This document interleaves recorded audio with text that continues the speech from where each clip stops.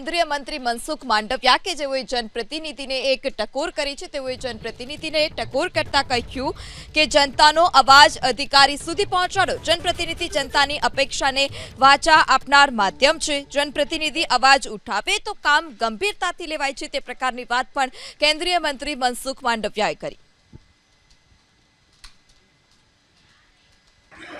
મેં વહીવટી તંત્રને પણ સૂચના આપી છે. હું બેઠો હમણાં કલેક્ટરશ્રી સાથે વાત કરી રહ્યો હતો.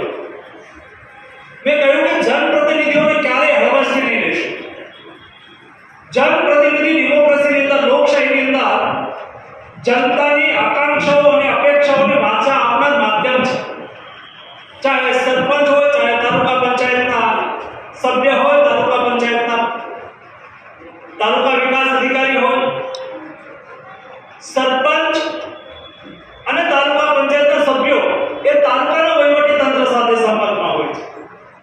જિલ્લા પંચાયતના સભ્યો, જિલ્લાના પદાધિકારીઓ એ જિલ્લાના વહીવટી તંત્ર સાથેના સંપર્કમાં હોય છે. જ્યાં ત્યાં જે તે કક્ષાના જે કામ હોય તે હું સમજુ છું.